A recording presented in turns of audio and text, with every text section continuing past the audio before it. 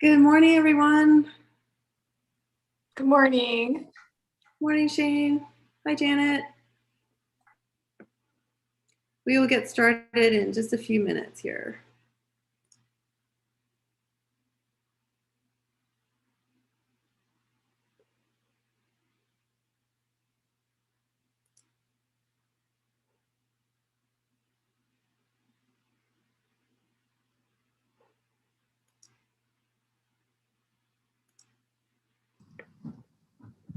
Morning, everybody. Morning. Hi, Jane. All right, now I'm going to go quiet.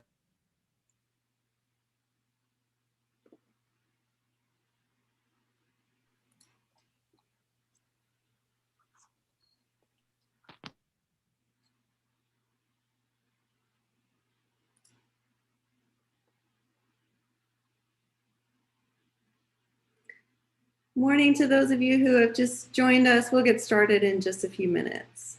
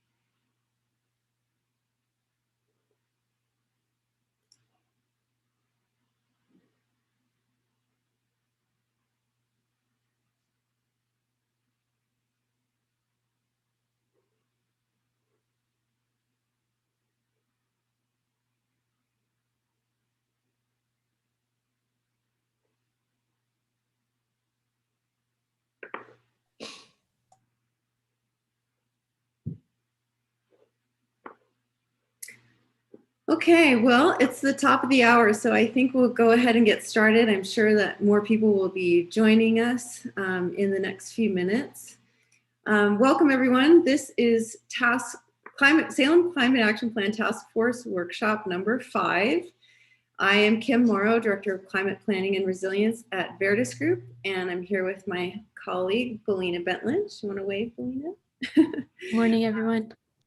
We're also here with Patricia Farrell, who's the Climate Action Plan Manager with the City of Salem, and Rob Romanek, whose camera's off, but is also working on this project. You want to wave, Rob? Okay, well, I wanted to, first of all, remind everyone this workshop is being live streamed, so welcome to all the live stream viewers as well, anyone who may be viewing the recording afterward. In terms of where we are in the planning process, just a brief reminder that we are still in the strategy development stage of the process. This is the longest and most involved portion of the climate action planning process. We met last time in April, and we've been hard at work on various fronts since then. And so the objectives of today's workshop are to first update you all on what has been done since April, and then also to enlist your help in designating some timing and prioritization for the implementation of strategies. We did email you all last week the most current version of the strategy spreadsheet. It is version 13 now, which means it's gone through 13 rounds of revision, and it gets better every time. But we are hoping that we are heading into the final stretches of strategy development, with one important caveat, that is that the city is currently engaged in a lot of public outreach. And so we will be incorporating a lot of feedback from the public into the strategy spreadsheet before it is finalized. So I want to screen share the agenda for today's meeting briefly, just to make sure we are all on the same page. Oops. That's the wrong version. let's see, it is, we'll do this one. Okay, I think you can see that. So today's meeting is only 2 hours long. It's a little shorter than usual. And we're going to start with a couple of updates for you all from on the various fronts of this project. So Patricia's going to give an update on the public engagement plans. I'm going to give an update on the cost benefit analysis. Alina's going to give you an update on the strategy refinement process. And then we're going to break into groups to work on, to look at the strategy spreadsheets and to work on timing and prioritization issues. So that'll be an interactive portion of the workshop using the Miro board that some people love and some people hate, but it is useful for online interaction. So I'm going to go ahead and turn it over to Patricia to give an update on public engagement plans. Thanks, Kim, and good morning, everyone. Happy summer. As you can see from the PDF that was sent out about the outreach, Rob and I have been busy scheduling and doing outreach through a variety of means. We have definitely been trying to target underrepresented community and groups. So as you can see, we have a variety of meetings, virtual, as well as some in-person. We're doing some tabling events. We've actually been working with some of the task force members to do some hard copy distribution of information and a brief survey to those who don't use the internet or who may be housebound. And we are also doing public service announcements, both in Spanish and English, focusing on the vulnerabilities and directing people to the website. We have been doing some interviews on the radio and for newspapers, and we're also looking at some media, some print and video and newsletter distribution, as well as any kind of radio stations that we can get interviews on as well. And then of course there's the social media outreach that we typically do both in English and Spanish, in addition to all the other things. So we're still looking for other opportunities to engage with groups. So if task force members have some recommendations, we're specifically trying to target some faith-based organizations. I know there's a lot of interest in that for different groups, but we've had a hard time kind of reaching out to that sector. So if you have contacts, please let us know. And also we're happy to share information, PowerPoints, if task force members also want to present to their various groups or networks, that would be great as well. So you can see the list of different things where some of those we're still, it's a little bit out of date even today, because we've added some more since this was sent out. Also, I just want to thank task force members again that have helped us facilitate some of these meetings. And I would encourage people, you're going to be getting an email. It's going to come from Salem CAP.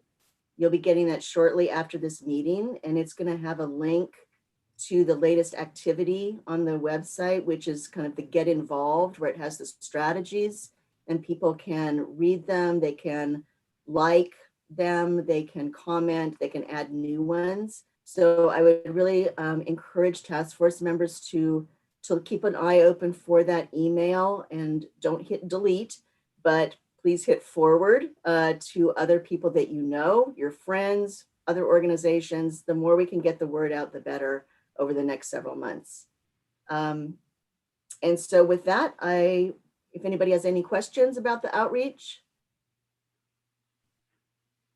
What is a specific, I'm reading from the chat, what is a specific ask for these groups that the city, oops, lost it, that the city is reaching out to? What would we be asking if we engage other groups?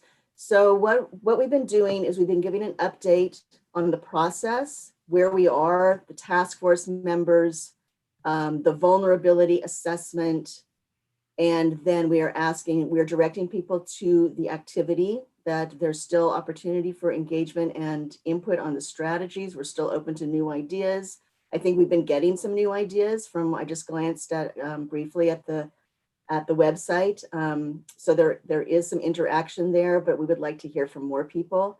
And then we're also having, depending on the group, we're having a discussion about what do people feel about climate change, what would they like to see, kind of going back a little bit to that visioning part that we did in the beginning of here are our goals. You know, we want to reduce our greenhouse gas, we want to become carbon neutral, we want to be resilient. How do we get there? What is your vision? So we're kind of taking a step back a little bit with the groups who haven't been engaged at this point. Another question, what equity-based groups has the city reached out to? NAACP meeting. Yeah, so they're on the list. So the NAACP, we have another meeting. We have a couple of meetings with them. We have the NLASE. We have the Family Hallman Neighborhood Group, which is in Northgate Park. We have the Micronesian Islander community scheduled for an event in August. We have some Gen Z forums coming up. We have the Radio Poder that we have an interview, hopefully.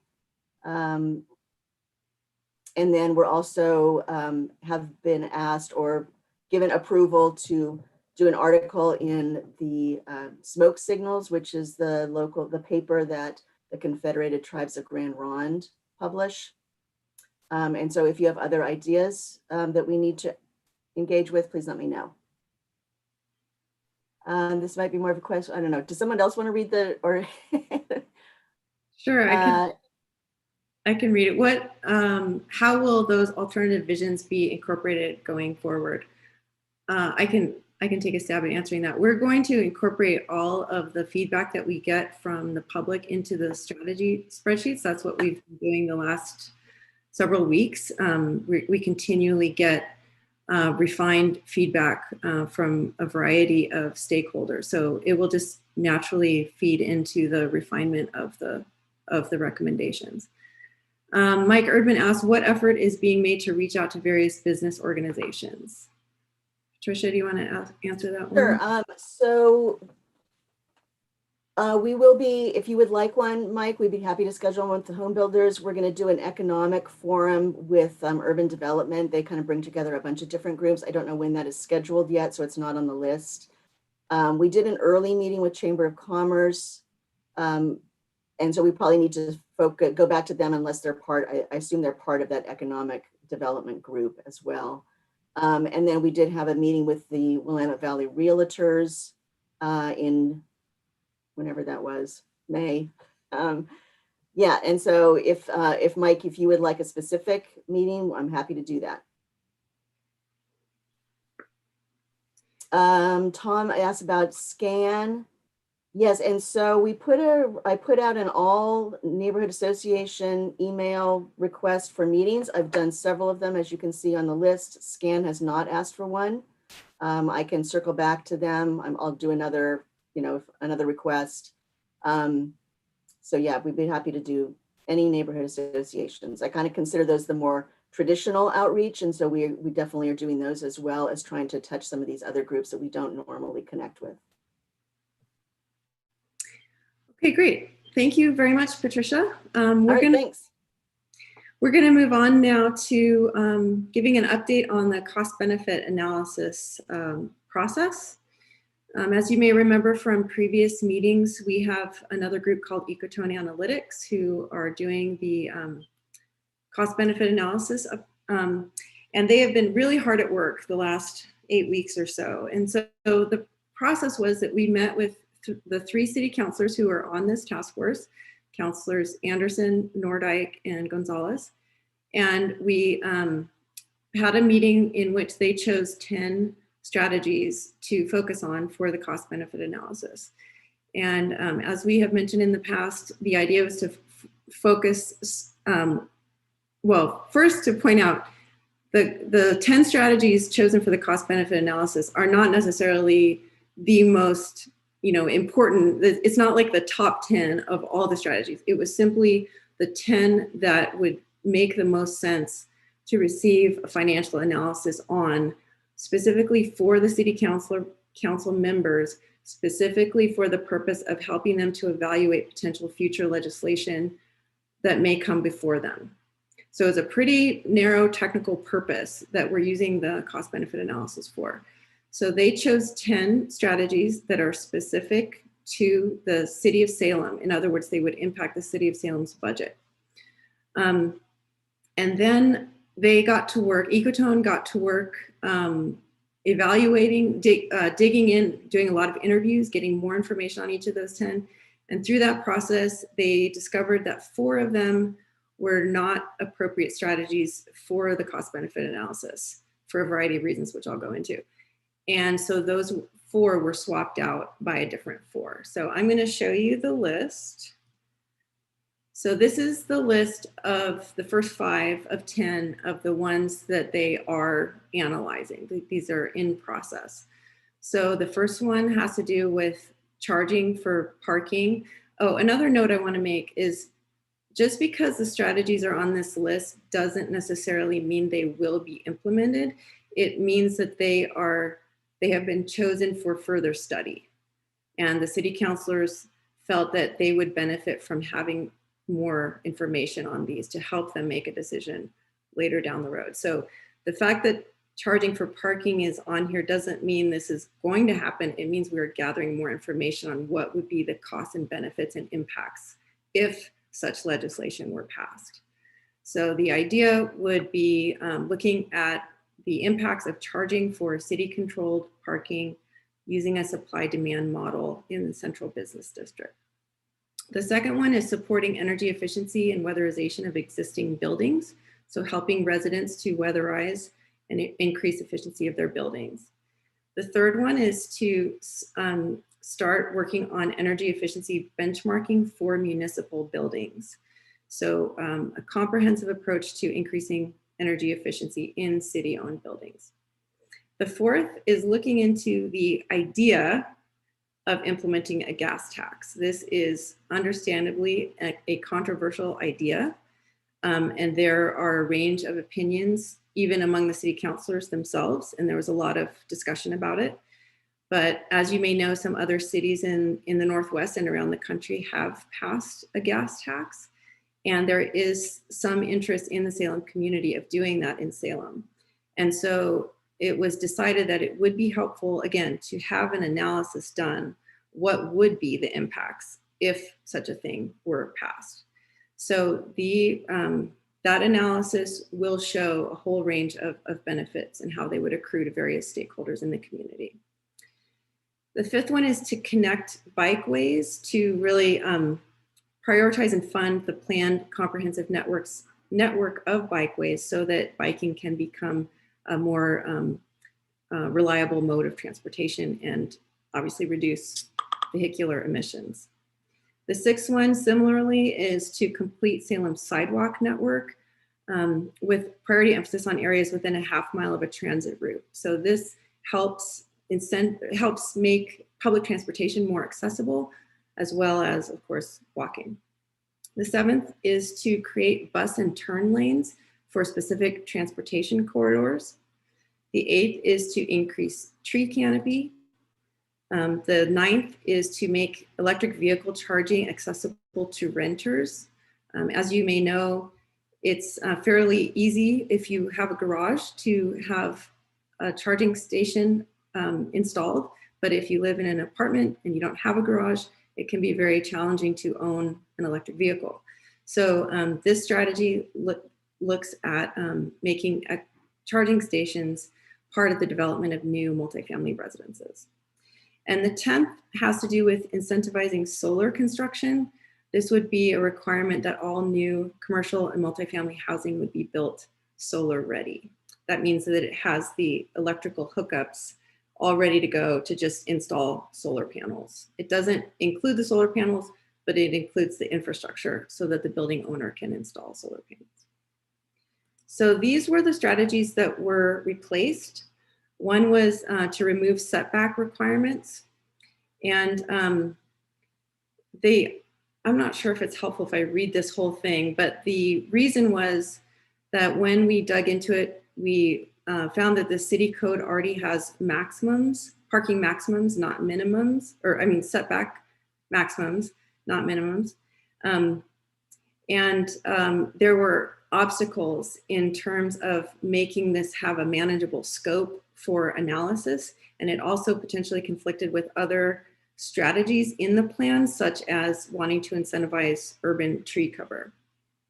Also, there is a subcommittee looking at some other zoning options that are also addressing setback requirements. So it was decided that there's some work on this already happening, and it made more sense for that other group to continue their work looking at these zoning options. The other one that was replaced was the idea of implementing a trip reduction ordinance for Salem employers. That would be an ordinance that would require Salem employers, for example, to require their employees to reduce the number of vehicle miles traveled they spend commuting to and from work. But this strategy is also under development at the state level, and it also overlaps with efforts underway at Chariots. Also, the costs of this one wouldn't necessarily accrue to the city of Salem. It would be more so to Chariots. So for those reasons, that one was replaced. The third one was an energy efficiency benchmarking and reward system. The idea here was that we could start a program for all commercial buildings to ask building owners to be transparent about their building's energy usage, and then start a reward program to get commercially owned buildings to reduce their energy usage. But we ran into data problems with this one. There was only limited data availability to actually inform what the starting point would be, what the baseline is, what buildings would be included, what their square footage was, what wouldn't be included. And so it just wasn't really possible data-wise to do this analysis. So that was changed to focus solely on municipal buildings. So it's the same idea, but it's just a much tighter scope. It's more suitable for analysis. And then the last one has to do with system development charges. So the idea was to reform SDCs to support and encourage development in walkable and mixed use neighborhoods.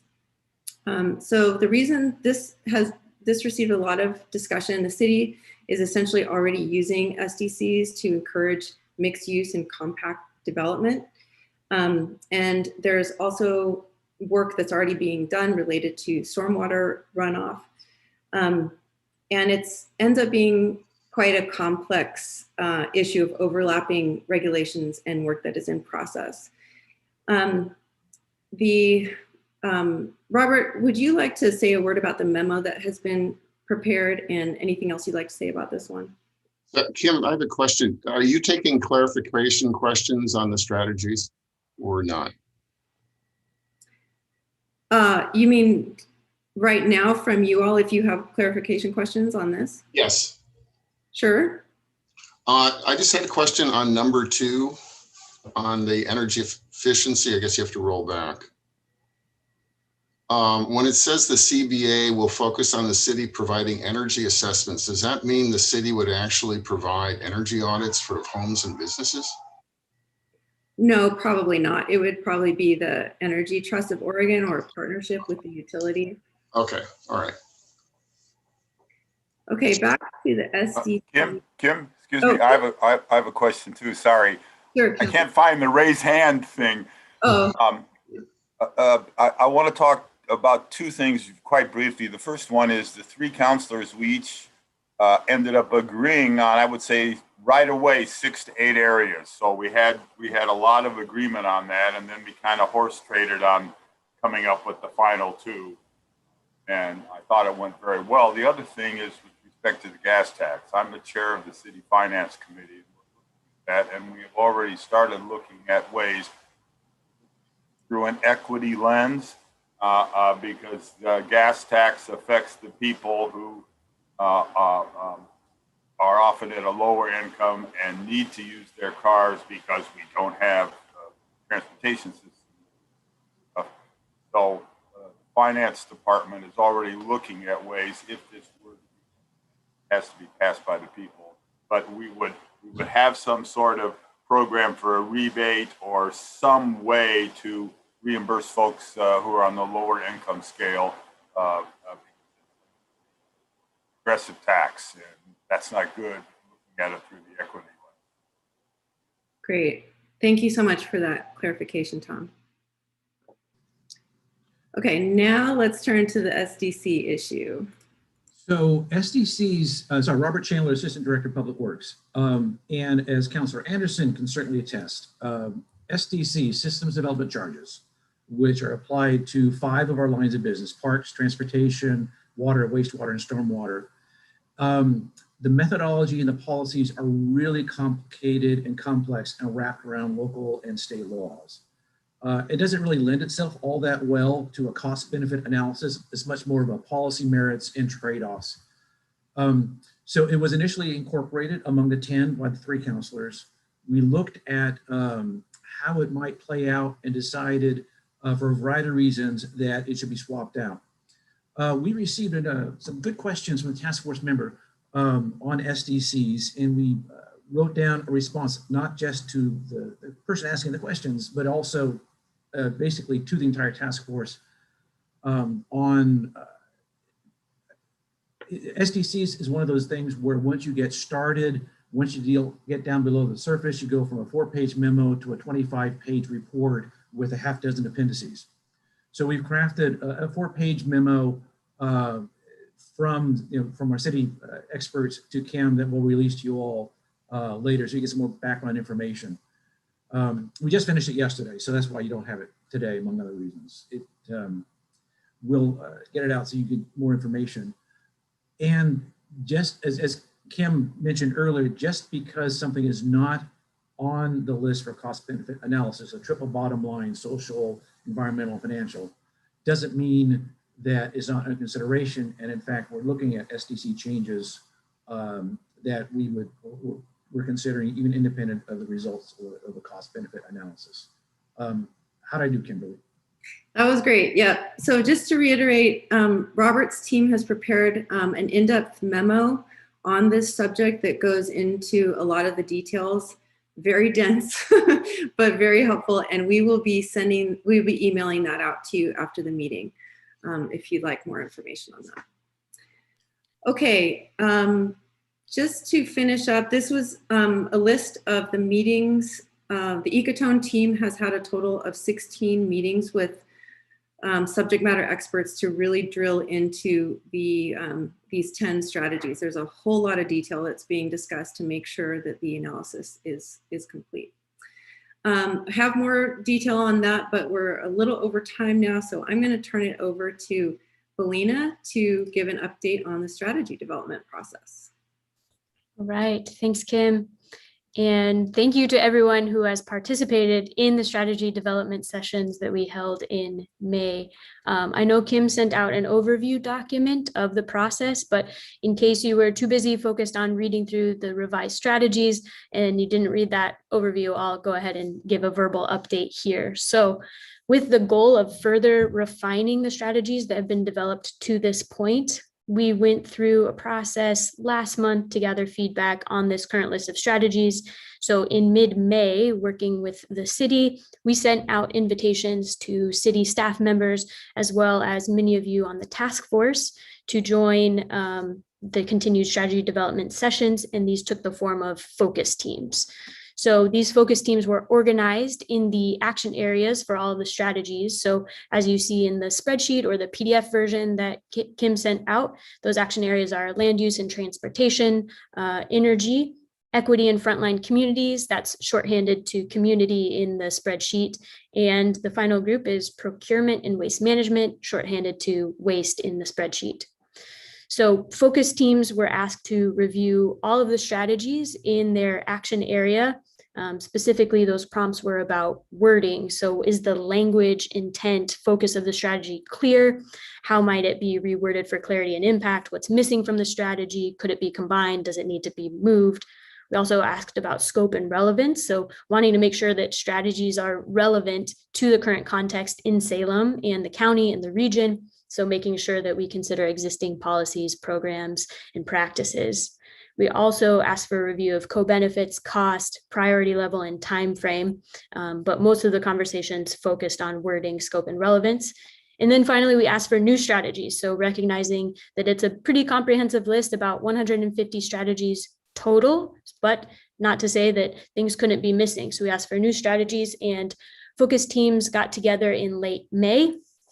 And like I said, conversations really focused on the intent focused language of those strategies, less so on the time frame and priority level, but we were able to make great progress. As you can see, the revised set of strategies Kim sent out, it's much clearer, much more concise, much more aligned, and that was our objective of assembling these focus teams. So thank you again to everyone who participated in those sessions, who participated in follow-up as well. So just reviewing the edits that were made, there's a color code that you can see in the PDF or the Excel version. Blue edits indicate, you'll see a lot of blue because we had some rich discussions. Blue edits indicate those were changes made based on these strategy review sessions with the focus teams. Purple, I think someone brought this up already today, but there were some strategies that were flagged for removal. If you recall, a few months ago now, Rob had sent out a survey to you all as task force members, as well as to people in the community who have registered on the engagement website to participate in an initial review of the strategies. So purple indicates strategies that were flagged for removal, but through discussions with the focus teams, we've added those strategies back in. And then finally, green edits indicate through Ecotone's cost-benefit analysis process that Kim just reviewed, some language has changed to better fit a cost-benefit analysis process there. So even with all of these strategies, we just want to re-emphasize the point that Kim already mentioned and Patricia mentioned, that current set of strategies, it's not complete, it's not final. Patricia mentioned and reviewed the ongoing community engagement that's happening this summer. So through those meetings and conversations, strategies will very likely shift. Someone in the chat asked a great question about how vision will be adapted based on community feedback. So strategies will shift around. Additionally, you probably saw that some of the strategies included a note that the state legislature will be making some decisions that will impact some of these strategies. I think there's about 4 or so. So we'll be paying close attention this summer to how rewording of those strategies might be needed based on the state's decision. So that brings us to today. Noting that the strategies are not complete or final today, we can still make some great progress getting us ready for implementation and action planning. And as mentioned previously, because our conversations with the focus teams were so focused richly on the language and intent, today we're going to go through, and you'll see on the Miro board that there's a new column that's been filled out with time frame. So should strategies be implemented in the immediate short term, a little bit longer short term, medium, or long term? So we'll get your feedback on that when we do some breakout rooms. And then we're also asking you to do an initial priority review. So our next workshop later in the fall, once we have a refined set of strategies through community outreach and ongoing conversations with subject matter experts, we'll be going through a prioritized list of what are the strategies that need to be acted on in the next 12 months of timeframe after the climate action plan has been published. So before I go into the details about what today's workshop will look like to complete those 2 tasks of time frame and priority level, I'll just briefly pause and see if there's any questions about the focus team process or the meetings in May. Robert, I saw, oh, you might have unmuted, but it might have been an accident. So if anyone has questions. Sorry. Okay, you're good. Yes, Tom.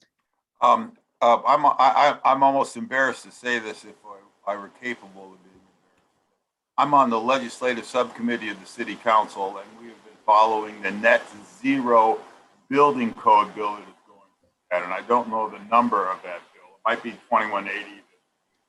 My question is, what's the status of that bill? That goes to one goal of our buildings. Definitely. I think it cut out a little bit on your end, Tom, or it could have been on my end. But for as far as the status, I wish I had an answer. I don't know the answer of that, but that is one of the bills. And I think you're right. I think it is HB 2180. So we'll keep an eye on that. And that is noted on the strategy sheet. Good question. any other questions before we go through the instructions for our next part of today's workshop? And I'll scroll through to make sure I'm not missing anyone. Okay, great. And if you do have questions, we're available as always via email afterwards. So I'll move us into the instructions for today.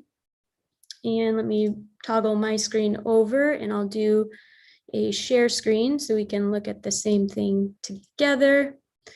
So today, what we'll be asking you to do again is to review the column that now has a time frame and as well do an initial prioritization. So the instructions here, note what those time frames are. You'll see two S's. So both of those indicate a short-term strategy with an asterisk. An S with an asterisk indicates a strategy that seems it should be implemented within those next 12 months.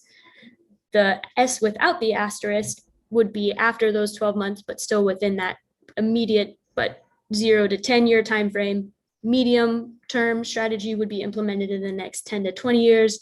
Long term would start in the next 20 to 30 years. And there's very few of those, and just noting that these are very long time frames to align with the long-term planning of the climate action plan that goes out to 2050. But as you'll see, most of the strategies are in the S realm of timeframes.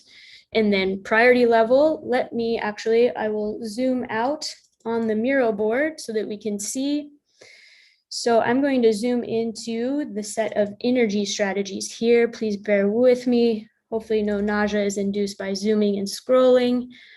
Okay, so the instructions here for time frame, and let me zoom in one more time, two more times, there we go. So as I was mentioning, this green column, this is where the time frame indicators are.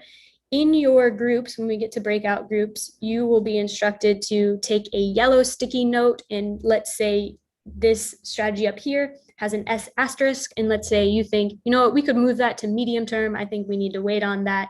You would pull a yellow sticky note, write M on there, and move it to that green column. And then as you're going through and as strategies jump out to you and you're thinking towards the fall and you're thinking towards our implementation and action planning workshop, as a strategy jumps out to you as we really need to get moving on this, we need to get some plans in place for the next 12 months, you will pull one of these blue dots and move it over to the blue column there. And there will be facilitators in each group. So it will either be Kim, Rob, or myself. And we'll give you about 10 minutes as individual time to review all the strategies in an action area and make some edits.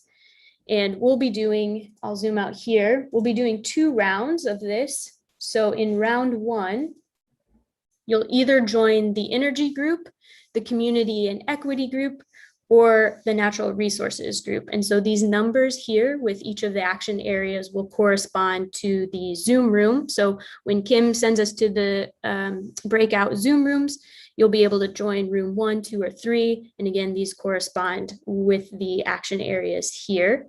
And just so you can see, round 2, to keep in mind, one group will be focused on transportation and land use. And then because economic development, food and waste have a little bit fewer strategies, we've combined these action areas into one review group.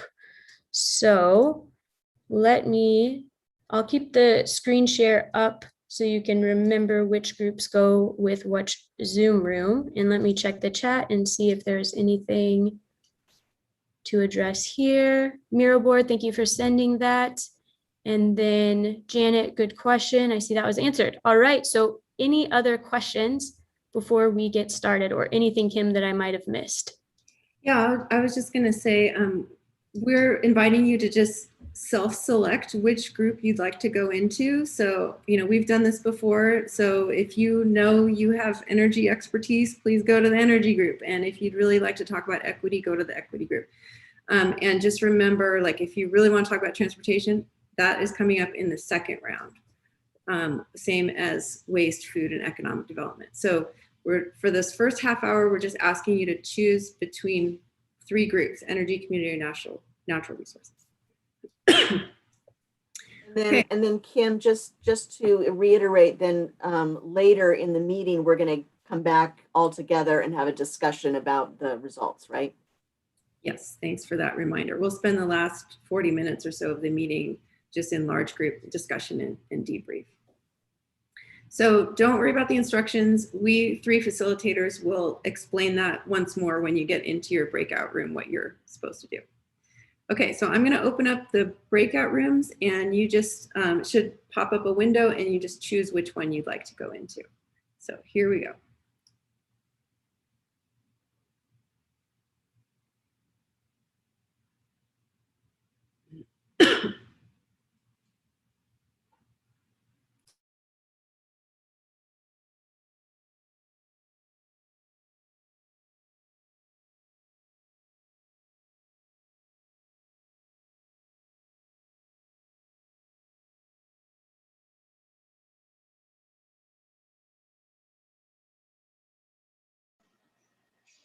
Hey, Kim, I can see the breakout rooms, but I can't seem to select one.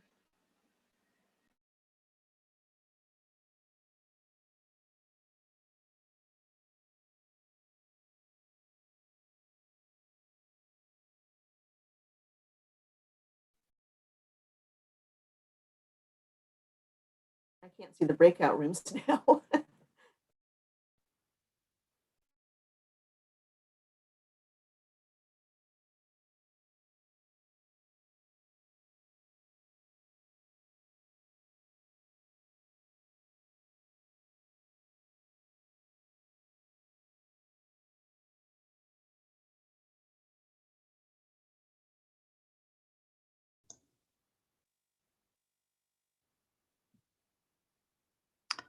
I also don't have access to the breakout rooms.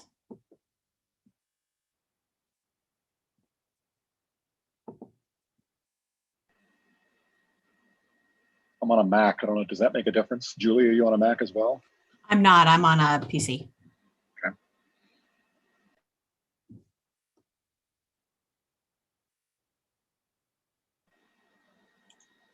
Patricia, is that something that Kim can manually move us into a breakout room? I'd like to move into the energy room if I could. I don't know what happened to Kim and Belina. They stopped recording and then they seem to have disappeared.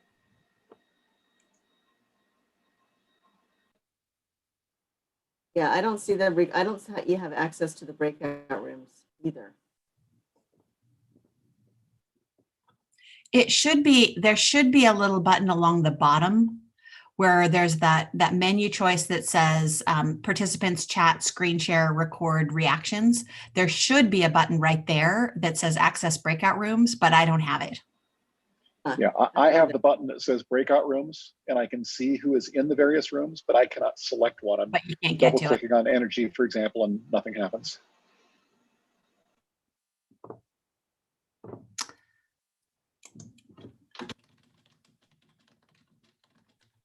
Weird. We can't seem to chat You know directly. what? I just found it. Oh. I think if you put your mouse over the number of people in the room, then the join button shows up. So I don't have that section.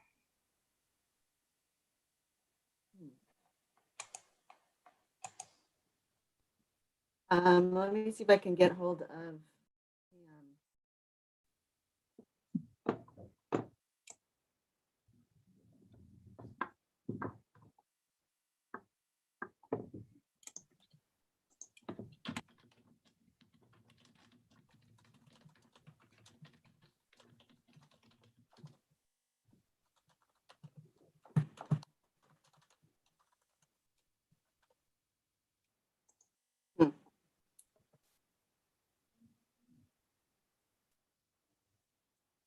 Well, wait, where'd Mike go?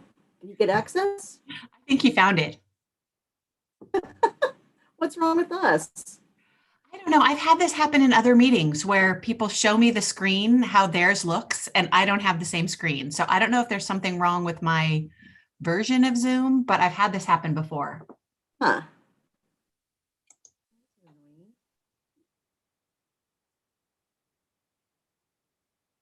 Yeah, and I can't chat to them because they're not in the chat group anymore.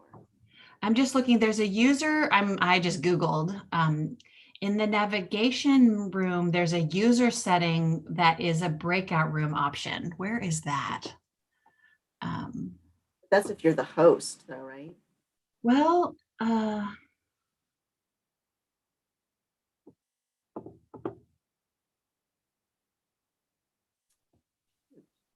don't know. Yeah, it does look like this is enabling from the host perspective. So she sent the Miro board link. Would that help? Yeah, I've got the Miro board. But you can't get to it from there. Well, I can get to the Miro board. I just can't get into the room that's displaying the Miro board. Nathan, are you seeing the breakout room option?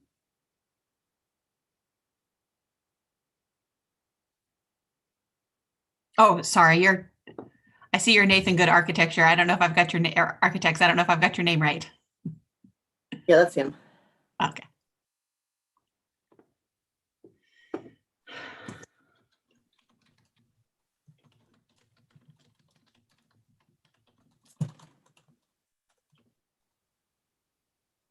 wonder what happened. Very odd. Well, what should we talk about? Yeah, we could pick our own. I'm still Googling whether there's a solution that I can find. Okay.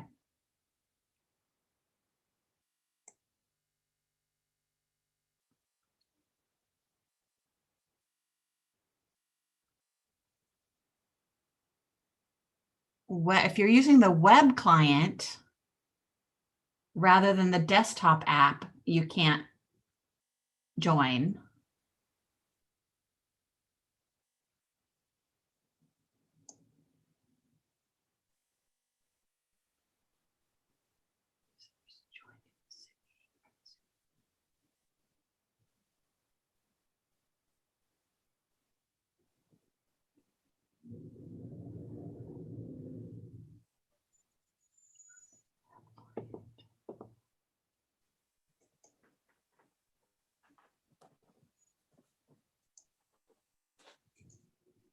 They're probably not checking their email because they're being the They're scribes. facilitating the groups.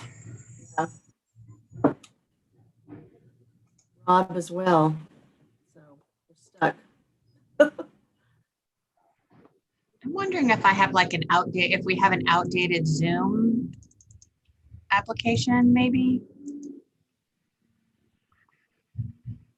So on the screen, like when I saw it, it just had the categories and then it had a little box underneath it, but I didn't see like a breakout room, tab. Let's see if I can find a picture.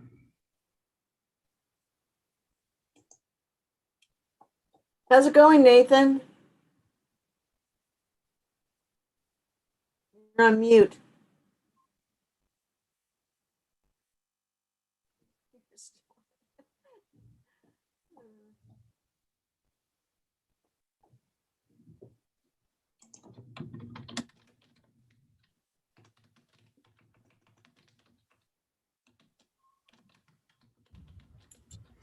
Okay, I'm unmuted. I'm back. I'm no longer on the Miro board.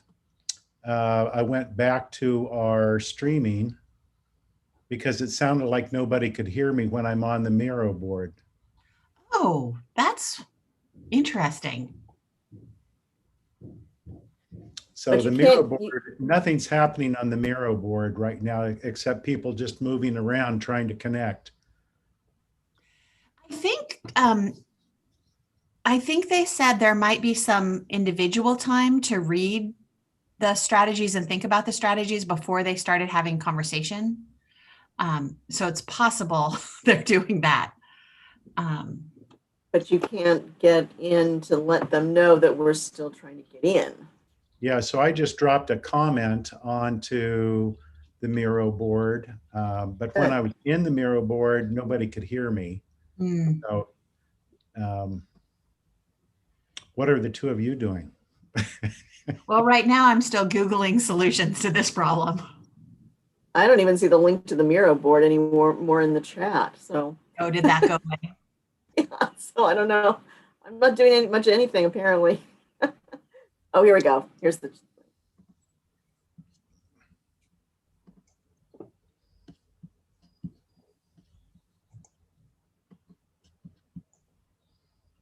So is it just the three of us? I Yeah, think looks so. like it. Okay, I can't see that I can do the Zoom meeting and the Miro board at the same time. So somebody, what I found was when somebody closed our live streaming on Zoom,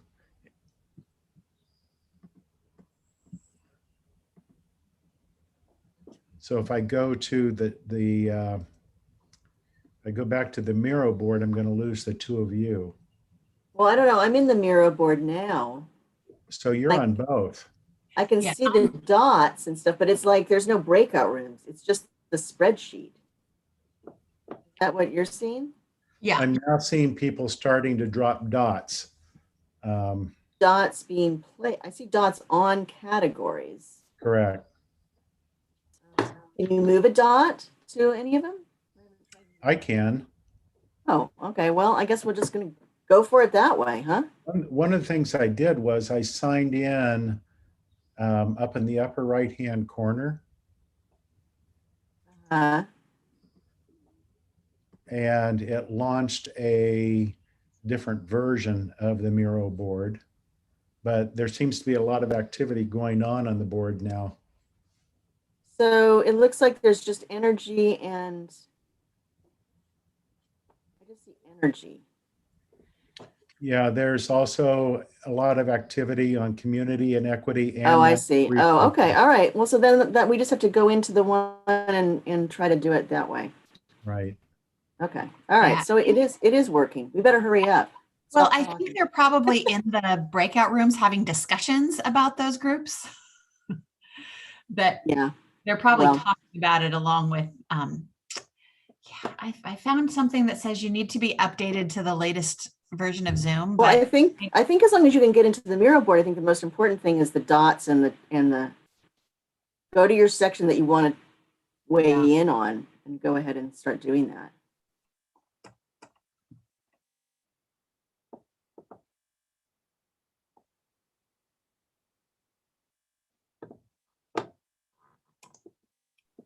Although now I can't. Oh, maybe I can.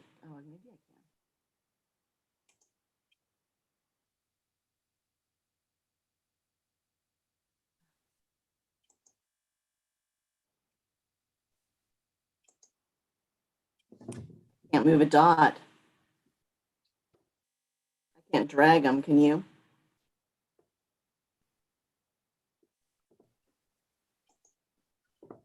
let me check.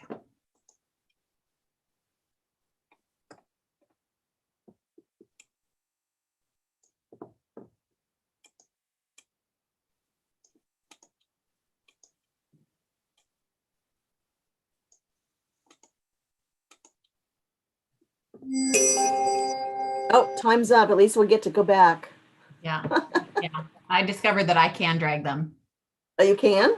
If you click the little pointer icon on Oh. if you click the pointer icon, Yeah. and then you get the pointer icon instead of the hand. Oh, okay. Does that let you move them? Yes. Yeah.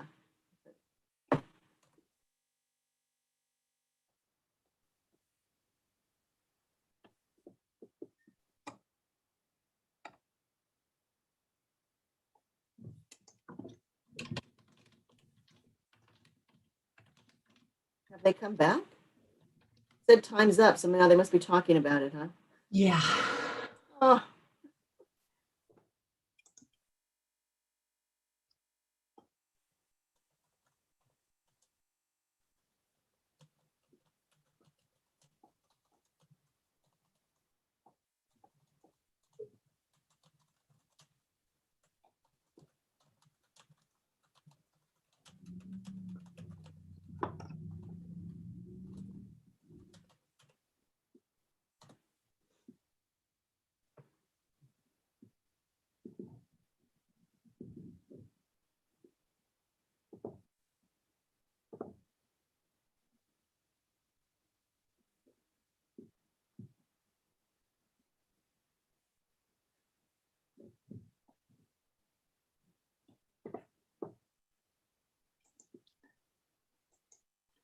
I'm gonna pop out and see if I can update my Zoom app and see if that makes a difference.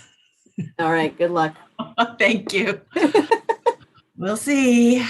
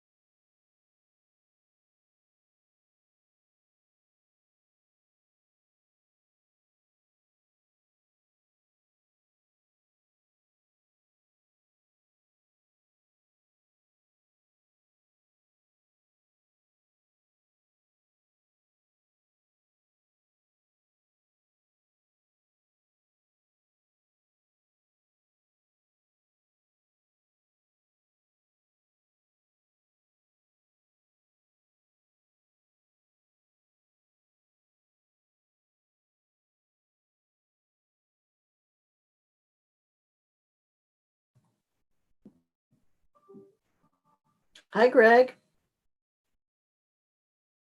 Hey, how's it going? Did you get into a breakout room? Yeah. They just said we're gonna close out the breakout rooms and get ready to switch. So Oh, I got the leave I breakout never room got on. into one. Oh. Yeah, I was in one and then just the little pop up for leave breakout room popped up. So I clicked on it. I thought everybody else was too. So apparently Okay. I jumped that gun a little bit. Well, at least you got in. Yeah. Better than some of us.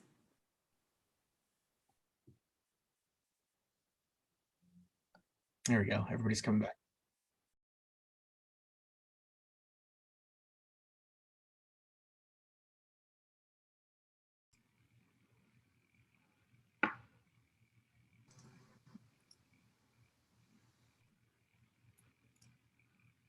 Hello, everyone. I hope you had a good discussion and were able to do the exercise with the stickies and the dots successfully. I see a lot of blue dots showing up on the boards, which is great. Okay, I think everyone is back. I am going to go ahead and create 2 new breakout rooms. And let's see. Excuse me just a moment.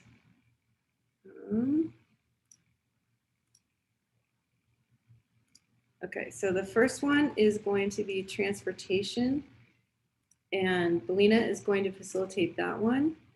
And the second one is going to be economic development, food and waste. Okay, and we'll have 30 minutes. Let me just check our agenda really quick. Is that correct? Yes. We will have until 10:30 for this section, and then we'll come back to the large group and kind of debrief and discuss. So I'm going to open up the breakout rooms again, and once again, please choose which one you'd like to go to.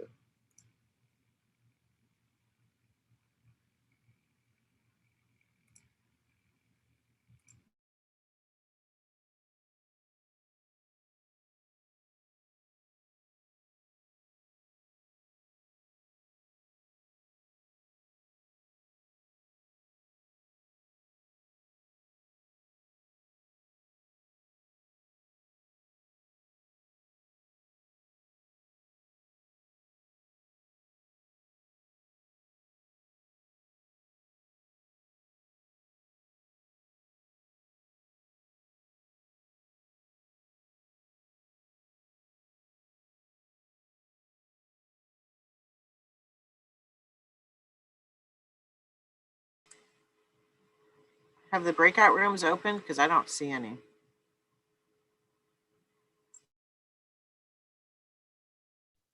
Hi, Julie. Are you there? You want to be thrown into the land use and transportation one? Sure, I just didn't see any pop up. Yeah, there's a menu at the bottom, but I'm going to send you there right now. Okay, thank you. Mm-hmm.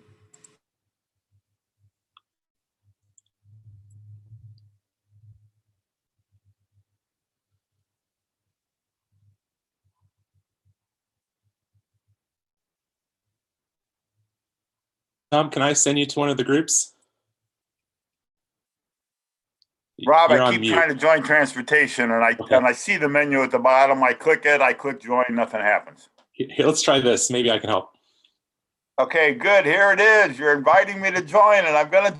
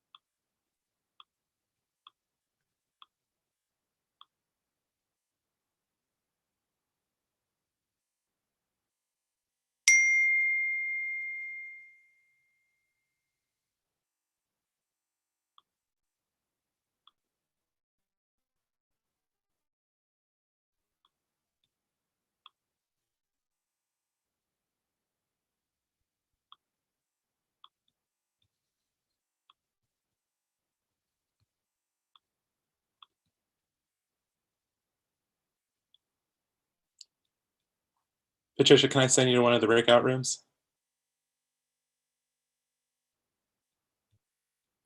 I think I can now. I had to download a new version of Zoom for some reason. Super annoying. I guess I'll just go to transportation. Why not?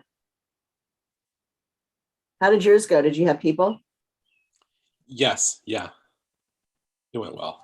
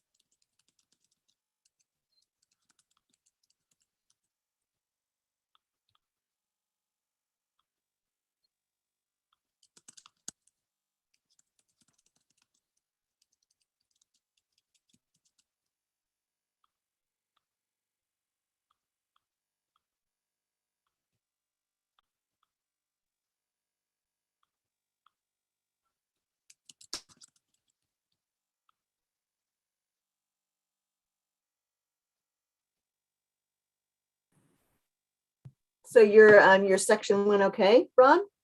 Yeah. Yeah. How many people were in it? 3, Dylan, Robert, and Joe Power Sox. Robert Chandler? Yes. Huh. Interesting. Um, Yeah, that was frustrating. so, Patricia, this main room is still being live streamed. Recorded. Okay. Yeah. Yeah, Julie and Nathan and I couldn't get in, but then Julie said if you download a new version of Zoom, which I didn't think I would have to do, but I did. Oh, that's funny. I just had to help Julie get into the transportation group. I guess people are still having difficulty moving around. Yeah. I think it's getting better. right about the time we're done having these, we'll all be pros. Yeah, exactly. All right, I'm going to sign out here.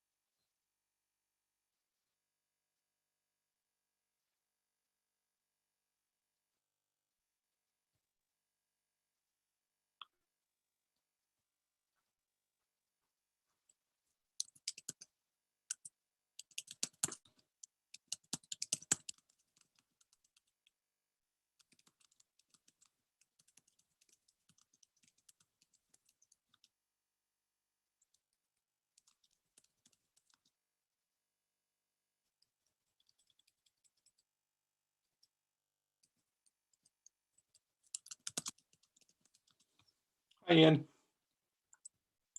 Hey, Rob. I sure thought we were getting kicked back, but maybe not. Probably very soon.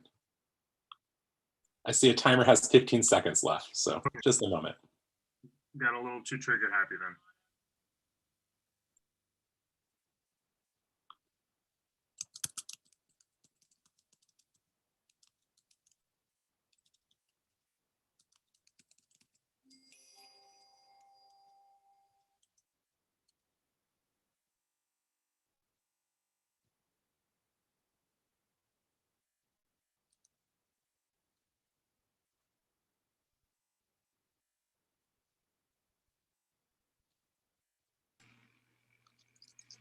Okay, welcome back, everyone.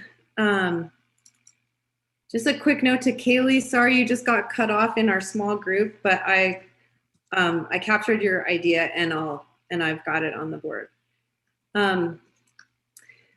Okay, sorry. Okay, got that note. So thank you all. I hope you had a couple of good conversations, several good conversations in your breakout rooms. And what we'd like to do now is just take a few minutes. I think we have 40 minutes at this time to just kind of debrief and talk generally about what you've seen in interacting with the strategy spreadsheets, looking at the timing designations, and assigning some of your own priorities. So the first question I'll throw out there is, what did you notice from this prioritization exercise? What stood out to you? I have an observation. There were a heck of a lot of blue dots. Yes. And I think Commissioner Kopcho alluded to the difficulty that it will be to cipher through that and, come up with a workable high priority list. Yes, that's a great observation. I certainly noticed that happening in my group too. And if you prioritize everything, you have no priorities, right? So we're going to take another look at prioritization in our next workshop in October. And so hopefully we'll have a completed strategy list at that point, and we'll take you through some exercises that might help put a finer tune on things. But this is going to be helpful for us just to see where all of your priorities are. What else? On the other hand, I thought all those blue dots also was kind of a good validation on a lot of the strategies. Good validation, yes. Thanks, Patricia. Tom? Yeah, with respect to what you earlier said about a lot of blue dot issues, I've said this a number of other times, we're going to end up with some hard choices. And part of the reason we're going to have hard choices is we've got blue dots all over the place, and we're going to have to narrow dots down. So I'm looking forward to doing that after further reports and also after the cost benefit. Great. It will take a lot of work, and it's going to be great to have. I mean, this is why we created a task force that is this large. We have 40 or 41 members of this task force, and part of the reason for doing that is that we can have a really large partnership with all the various entities and organizations that all of you represent, so that this is not any one person's job. This is really distributed among the community, and that way we can really tackle a lot. John, you have your hand up. Yeah, two reactions. One, at least going through the energy stuff, it seems like we could collapse some of the goals together. I mean, they sort of bump each other on the margins, and they sort of overlap. Second question, I believe in the wisdom of the mob. And I really would look at some of the areas where you got the most blue dots. And I'll bet you that those will rise to the top in terms of priorities. Okay, thank you. Casey. Yeah, hey, thanks. So one of the things I noticed was not only the vast number of blue dots, but also the number of things that folks are talking about potentially deleting. Some of which would also potentially reduce GHGs quite a bit. And so I think there's one of the things that we have to realize is that the goals to reduce GHGs have already been set by council. And so as Tom just alluded to, or Councilor Anderson just alluded to, it's going to happen that some of the choices may not be popular because otherwise those goals will not be achievable. So some of the cuts that are going to have to be made for GHGs are going to be among things that people are going to maybe cringe or balk at a little bit. But at the end of the day, there's not any other way to achieve those goals. So we have to take a hard look at ourselves in the mirror and say, what are we willing to do to actually be able to get to those goals? So I appreciate everybody. There's a lot of engagement and participation in these meetings and workshops, and the facilitation has been great. So thanks, Kim. Yeah, thank you so much, Casey, for making that point. And I think it's a really important point to make. You know, achieving these emissions reduction goals, as so many cities around the country are trying to do, it is not easy, right? It is not simple, and it's not politically easy either. It ultimately comes down to having to make some really tough choices. And we showed you some of those results when we did the emissions reduction modeling a few months ago. And our findings show that it is going to require some really tough choices in order to meet the goals that the City Council has met. So yeah, lots of good points for us to think about. Casey, thanks for saying that. Janet. I just wanted to, kind of remind folks that transportation is the majority of Salem's emissions. And so I do kind of feel like some blue dots are more important than other blue dots because they're addressing that incredible need to deal with transportation. I also think that, where you see the high impact strategies where, greenhouse gases could be significantly reduced are actually all exclusively in transportation and energy. So I think we need to keep that in mind. And I actually thought that there was, a good amount of overlap between things that were, kind of high impact in terms of reducing greenhouse gases, but also part of community equity. So that was good to see. I also think that in the energy session that we had, it seemed like there was pretty much agreement on how the City of Salem should not subsidize the natural gas industry. So that was good to see. And I also think that when we, do our final prioritization, one thing we should keep in mind is that, some of these mechanisms and strategies would create like direct changes and immediate reductions in greenhouse gases, where others are kind of like indirect, and they're kind of like one step on part of a path that would eventually reduce greenhouse gases. So I think we should also consider prioritizing, kind of direct mechanisms, because we really the next 10 years are the most important, and we need to draw down emissions as quickly as possible. Mm-hmm.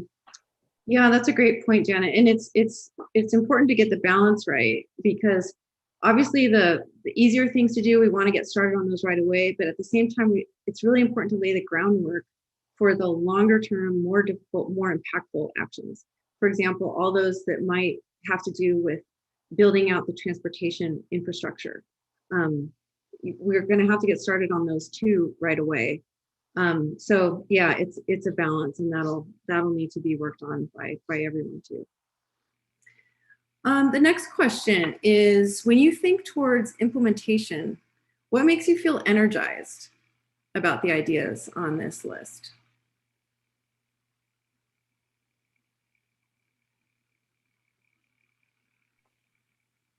Tom. Yeah, I've said this before. I am quite pleased with the wide variety of representation we have from different cities. Not all of them were here today, but have been in other ones. In order for any of this workable, we're going to have to get buy-ins from all parts of our society. 350s among us, but also the business people, other kind of leaders. Tom, you're cutting out a little bit. Okay. We only heard. I'm sorry. I have problem. I've spent an hour already this morning at the IT trying to get things working, and I can't get onto my microphone. That's I'm okay. just pleased at the wide range of people we have, and I assume people from all different areas contributed blue dots to help us go forward. So I like that, because we're going to have to sell this to the community. Great point. Thank you. Kaylee. Yeah, I think I'm most excited about the areas that have like a convergence between sustainability and also helping people. So where we have a lot of points that are also, you know, food waste is one, food donation, ways that we can help people at the same time reducing our greenhouse gas emissions. I think that we've hit quite a few of those targets. And so I'm really excited to see those move forward and be able to also help our community at the same time. Yeah, great. Thank you, Kaylee. That's what makes me excited too, and Belina too. We love those strategies that are both and there's quite a few, you know, that are going to help people in a variety of ways and also reduce emissions and also make the community more climate resilient. So we love those win-wins. Dylan. I was really impressed with the number of strategies that fall into the S asterisk area, in the sense that some of the plans that we looked at early on, I feel like there was really aspirational goals, but there weren't as many sub-steps you could take to get there. And I think that what you've provided here and the feedback that I'm seeing on across all the different strategies is there's a lot we can do in the next 12 months. And some of it is just directing the planning and really getting things going. But I think it provides a nice stepwise function to actually achieve the higher ranging goals that we're talking about. Awesome. Thank you for saying that, Dylan. Janet, did you have another comment? Yeah, I just wanted to mention that I feel like there's a real kind of synergy between, you know, the governor's executive order on climate, along with, you know, like PGE creating these like green rates and like lower rates for low income folks, the Energy Trust of Oregon, you know, trying to support fuel switching to electricity, especially for low-income people, and also like the PUC, the Public Utility Commission, trying to increase access to solar for low-income people. So I feel like there's, you know, kind of like, I feel like it's a moment, and we have a lot of support from different state agencies. That's pretty exciting. Yeah, you're absolutely right. This is a really exciting time for Salem and in the whole state of Oregon, because you all are moving forward so quickly on a legislative level. And so there's just a huge opportunity for you to move quickly and accomplish a lot. Mike, did you have your hand up?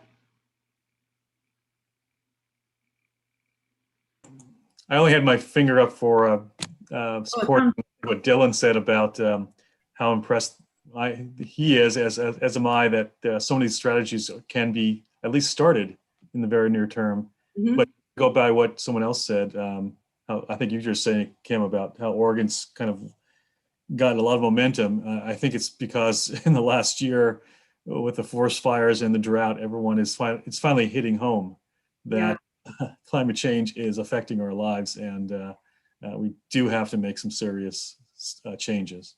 Yeah. So I think that's why there's such a momentum here on getting things done as soon as possible. Yeah, it does make a difference when people are able to feel the very personal impacts of climate change. Of course, that's not what we want to be necessary to incentivize people to action, but yep, that is what happened. Okay, next question. What needs to happen in your mind? What needs to happen to ensure that these priorities can move forward? Well, I assume, I'm not quite sure what your next meeting is, but I think this is now we have to, I've always learned that ideas are one thing and implementation's another, is really deeply focused on how you're going to implement each of these actions, or whatever the priority actions are. It's like, who is responsible for what? Yep. And, you know, and clearly specify that at this point. And I assume that we're going to be having another session to go in depth on that issue, at least to make a recommendation. I think there's a lot of partnerships out there that can be made, you know, and so I think that to me is the next step. Yes, and this is a good opportunity for me to say something about our next meeting. We've changed the plan slightly. Our next meeting was originally going to be October 5th, And we moved that back a little bit. We are now planning to hold our last meeting on October 27th, and that will be focused on implementation planning and creating a 12-month action plan. So we were originally hoping to do, or not hoping, but thinking we would do more of that in this meeting, but because we want to really make sure we hear from the public first, and we really have that strategy list all tuned up, we're going to wait till October. We'll have a final strategy list then, and then we're going to need to make it a 3-hour workshop like our other ones have been. So sorry for the additional time. I hope that works for people. And we will take you through some exercises to really detail out, just as you said, John, who's responsible for what's going to get done in the first year. And I wonder too, if this is a good moment for either Patricia or Robert to say a word about what the city's thinking in terms of who might manage this in, going forward into next year. Actually not, only because we're still, I mean, good question. We're discussing it internally, and I don't really want to get ahead of the decision-making amongst the departments and the city manager's office. But we are discussing it, both who and then how much as for implementation staffing-wise. Mm-hmm. And I would just add, as far as process, that before that October meeting is the September 20th work session with council, where we will get some direction about how they want to move forward. And so that'll be another, and there will be a draft plan at that point, right? And so people will be able to see that. Is that right, Kim? There'll be a draft plan before the work session? Yes, you will be able to see the fully designed draft plan before it's released to the public at that October meeting. And thanks for that update, Robert. That basically all I was looking for was like, yes, the city is talking about this. They know it's a really big priority, and they'll continue to work that through. And of course, you'll be updated on their decisions. You are very welcome. Councilor Nordyke. Thank you. I had a couple comments about ensuring follow through and implementation. First of all, I would keep the website active so that all the task force members, for easy access and convenience, can log online anytime as a reminder and a refresher on what did we agree to do and what was the deadline we set. Mm-hmm. Second, I would urge every member of this task force to reach out to their city council representatives and urge accountability. Like Councilor Anderson said in the chat, we need council willpower. And it will be helpful to hear from their constituents about the importance of this work, how hard we worked on it, how we strove to listen to all voices, and that we expect the city to follow through. And third, I welcome the opportunity to be nudged along the way. And whether that means Patricia and Robert or other city staff periodically reminding us, for example, putting an item on a city council agenda is a very simple reminder to all 9 of us to keep up doing what we're doing. Even if it's just an information report saying, hey, remember way back when we talked about this? Well, this is our status report. This is where we are at. This is where we're ahead. This is where we're behind, and so on.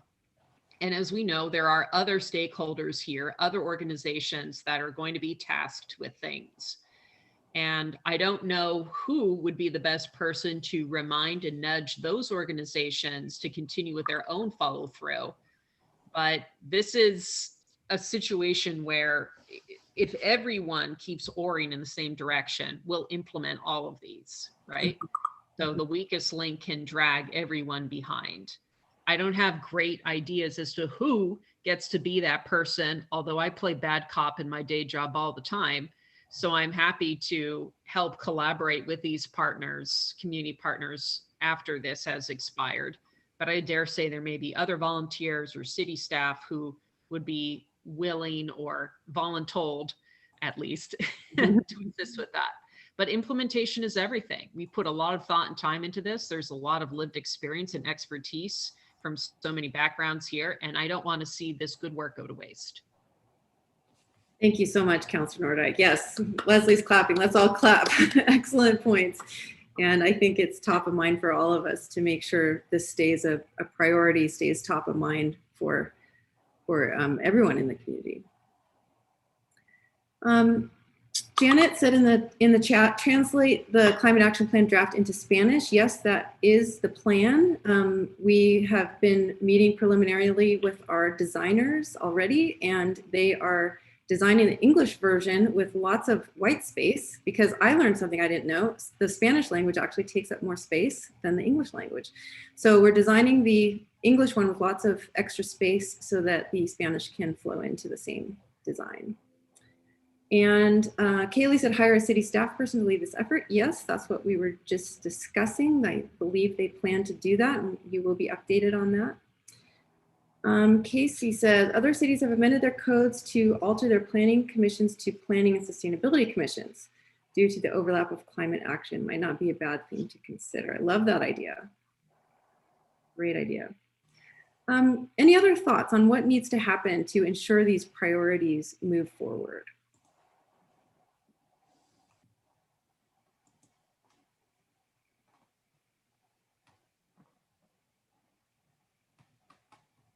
And Ian suggests that person should be housed in the city manager's office.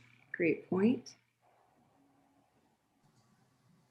So, Kim, I mean, Janet has said, I think twice, steady funding stream, and that's the hard part of this. It is easy. A large percentage of people are, for example, very excited and like the idea, much in favor of increasing sidewalks. I think a smaller number, a subset of that, are in favor of, for example, increasing property tax so we can pay for adding sidewalks. So the steady funding source, and there are many of them, but funding these strategies with all the dollar signs, as you see, is, I think, going to be a challenge, an ongoing challenge. Mm-hmm. I'm sure it will. Many of these strategies we're hoping will fall under the kind of regular operations of, say, Chariots or the City of Salem budget, but then of course there are several that will need new funding, and that of course will be a priority in the implementation. And hopefully, that's another great thing about all the work your state is doing. There is the possibility of state funding being opened up because of the priorities, and of course now hopefully soon there will be more federal funding opening up to support some of these. Before I get to you, Tom, Kaylee, do you have your hand up again, or was that from your previous question?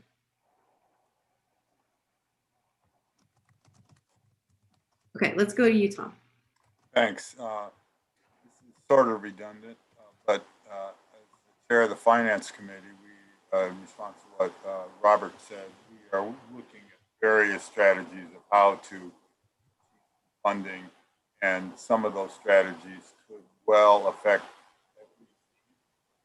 portions of the climate action plan. So we're aware that the council is aware of that, and have to have the willpower to follow through with funding. Okay, great. So he was cutting out a little bit, but Tom was saying the Finance Committee is already looking at this, and the city is definitely looking at prioritizing funding to implement this plan. And then a couple comments in the chat. Patricia and Ian are noting that it would be great to have an advisory committee to continue to work on implementation. We think that's a great idea too, and that's exactly what's needed, and we'll be talking about that more specifically at the October meeting. And Michael says, consider SMARTY goals. Yes, we've been talking about that a lot at Vertus Group recently. That probably you're aware of SMART goals. He spelled out what the IE adds inclusive and equitable in the planning phase. That's a great idea. Not every strategy can have a specific measurable metric associated with it. As much as possible, we want there to be, but sometimes it creates more administrative burden than it's worth. But definitely, we want every strategy to be implemented through an equitable lens. Kaylee's comment, concern about implementation is in areas where there's overlap with other agencies like Chariots, making sure that our plans will actually work with those organizations' plans. Yes, again, that is why we have representation from Chariots on this task force and the utilities and other agencies. And that's what we'll talk about that in October, but we need to have actual accountability. We need to hold each other accountable for moving these strategies forward. Okay, before we transition to a word about next steps, Janet, did you have one more comment? I just wanted to say that I think that, we've come up with at least like 6 different, kind of funding stream options. And, some of them are more popular than others. And I think that all of them should be in the climate action plan, even the unpopular ones, because we need to, kind of start a conversation around this because, gas prices are going to rise. The question is, are they going to rise now and we can actually use that money to reduce, greenhouse gases and increase equity, or is the price going to rise later and all the profits like go to a gas company? So I think that, we should talk about, like what are the different options for funding, kind of what are the pros and cons of those different options, and at least keep them on the table so that when we, revisit the climate action plan a few years later, maybe kind of public opinions will have changed. So I think we should kind of keep everything on the table. I think also we do need more outreach to Latinx serving groups. And hopefully that will be happening between now and October. And I also think that, an advisory committee would be, maybe useful, although I don't like, making people volunteer their time and not paying them, but I do think that needs an equity component as well. And also I think when we put the work plan together in October, we need to put equity into the structure of the work plan and not just expect, the advisory committee to like do the work for us, but actually, the way that we structure the plan, kind of integrates equity. Absolutely. Thank you, Janet. Nathan. I would just like to share that, and I won't speak for Mike Erdman, but I'll speak for myself, that I'm experiencing a crisis in my industry, which is residential home building. And it has to do with the prices of both products and labor. And anything that would increase the cost of building a home right now will not be greeted with open arms. We're experiencing serious threats to home building right now in not just the Salem area and not just in Oregon, but nationwide, with the price of materials, with the, even getting product now is very delayed. So that's a heads up that anything that might increase the cost of a home we will experience backlash with any of these strategies. It's substantially changed in the last 16 months, and I don't see it improving that much in the next year. So just heads up on that. Yeah, thank you, Nathan. I've been reading a lot of articles about that situation, and that's a great example where it might not make sense to start with those strategies. Start with another set of strategies and give the lumber and housing market a year or two to calm down and then revisit. But we obviously have our work cut out for us, right? There's so much to do, so we can choose what makes sense. Mike? Yeah, just kind of following up on what Nathan said, he's absolutely right. But at some point, we've got to have the conversation too about kind of the cumulative negative effects of some of this when we talk about housing prices, because I think as we've been discussing it here, as we talk about, for example, trying to incentivize development in the inner core and disincentivizing it on the outer parts of Salem, there's this belief that somehow that folks, if they can't build or it's more expensive to build on the outskirts of town, will instead come towards the transit corridors. And in reality, what we are seeing right now as prices go up, and what will happen if we make it more difficult for folks to buy affordably here in Salem, they're going to go to the outlying communities. They're going to continue going to Dallas. They're going to go to Independence. And so they're driving. And we talked about this here. Transportation is the biggest driver of greenhouse gas emissions. And if we cumulatively have the effect of pushing our residential development outside of Salem, we're making the problem worse. And we're not having that conversation. All we're talking about is how to promote these strategies. We're not talking about some of the effects of them. So I don't know when that discussion or how it takes place, but we've got to have that before this moves forward. Yeah, absolutely agree, Mike.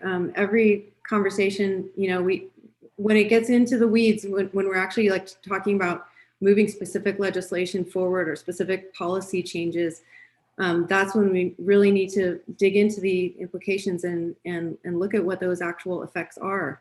The idea with, of course, incentivizing infill is that people don't need to have cars necessarily and can do everything they need in the city center, but it shouldn't, you make a good point. It should not be more expensive to live in those places. Okay, we are 1 minute over, so I just want to make a couple of last announcements, and if you have any last comments, feel free to put them in the chat. Just want to say a word about next steps. As Patricia said at the beginning of the meeting, she and Rob and other city staff they have a big engagement effort underway, and that's going to continue through the summer and into the fall.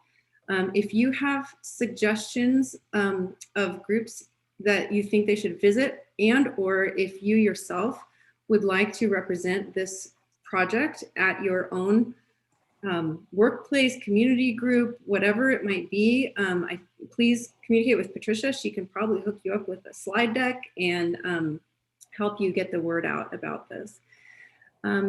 The cost benefit analysis will be finished in the next 3 weeks, I believe is the final date. And so that will be really helpful information. As Patricia mentioned, the City Council work session will be September 20th. That's when the council will work through the draft recommendations. And then the climate action plan, the document itself will be designed, go through a whole design process. As I mentioned, our next workshop will be October 27th. I'll send out a calendar invitation for that shortly. So we won't see you for a couple months after this, but feel free to stay in touch via email and we will stay in touch with you as well. And then Patricia, did you want to reiterate your point about the email that's going to be coming? Yeah, just keep your eyes open for an email coming to all of you from Salem, CAP. And it will have a link in it that gets people to the latest activity that's on the website. It's called Get Involved. And it's where all the strategies are listed. Well, not all of them, the higher level objectives, but people can review those and comment and add new ones. And so I really would hope and ask people on the task force to forward that to your friends, family that live in Salem, your groups. Be much appreciated. Okay, well, thank you all for joining us for this last meeting and for all your careful thoughts and recommendations. All of your input is definitely making this a stronger plan. So we will be in touch and we'll see you again in October. Have a great summer, everyone.